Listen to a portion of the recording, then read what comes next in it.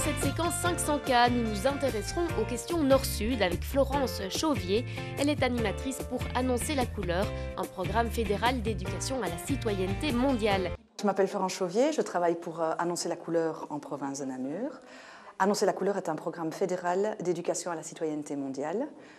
Sa particularité est d'être fédéral, donc Kleur Bekennen existe du côté néerlandophone, donc c'est un programme qu'on peut retrouver partout en Belgique. Et maintenant, ce qu'on va faire, c'est vraiment prendre l'hélicoptère et regarder les migrations sur la planète.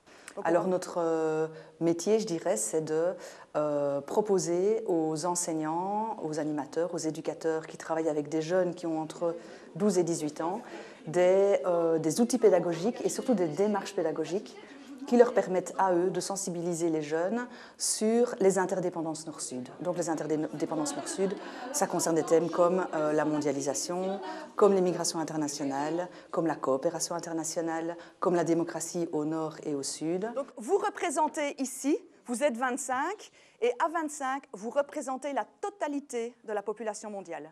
Et je vous demande de vous répartir sous les affichettes comme vous pensez que la répartition mondiale est répartie en réalité.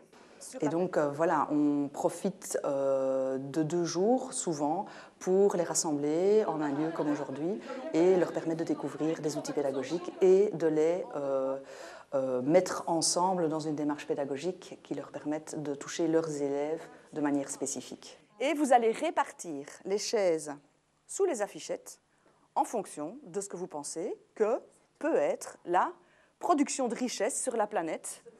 Alors le jeu des chaises permet de montrer l'inégale répartition des richesses sur la planète et de le confronter à la répartition de la population sur la planète. Et donc il permet en très gros de montrer un peu les éléments qui attirent les personnes vers les pays du Nord, à partir des pays du Sud ou à partir des pays de l'Est, et de montrer aussi les phénomènes qui les poussent dehors. Monsieur Derval, vous avez les pieds dans l'eau. Oui. C'est pas confortable. C'est difficile.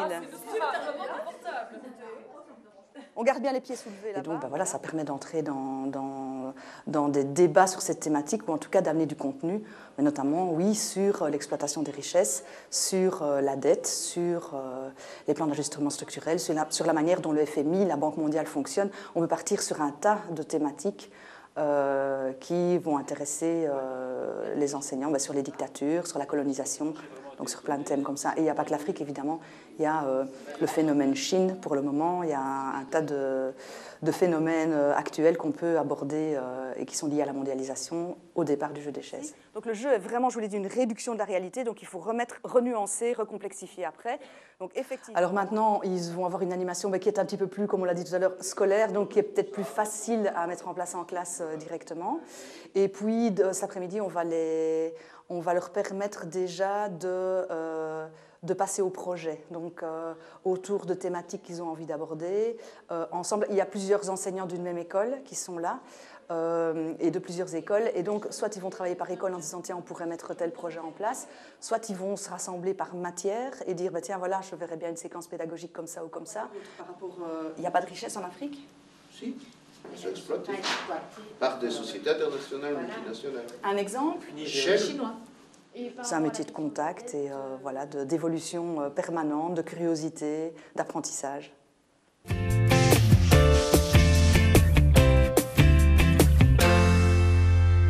Ici, je trouve ça particulièrement intéressant parce qu'en plus des échanges que ça peut susciter, on peut creuser toute cette problématique des migrations qui est complexe. Et puiser dans des outils qui sont proposés pour pouvoir après imaginer notre projet et la manière dont on va en parler aux jeunes, quoi. C'est très ludique. Ça permet de s'ouvrir à de nouvelles techniques, surtout dans notre métier d'enseignant.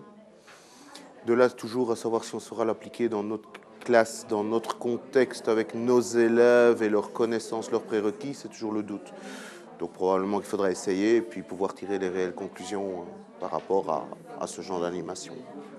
Ce qui est très intéressant dans le fait de participer à une formation, c'est d'une part qu'on a des informations venant des formateurs, venant aussi des personnes de terrain. Ici, on a bénéficié des informations d'une dame qui travaille pour la Croix-Rouge, mais aussi de bénéficier d'informations, d'expériences, d'exploitation d'outils de nos collègues, en fait, de nos collègues qui donnent des cours comme le nôtre. Moi, je donne cours de psycho, mais aussi des profs de sciences humaines, des profs d'enquête, visite et séminaire qui ont déjà exploité des choses et qui vont en fait nous faire part, dans le cadre de cette formation, de leur expérience et de leur un petit peu de ce qui marche, de ce qui ne marche pas, etc.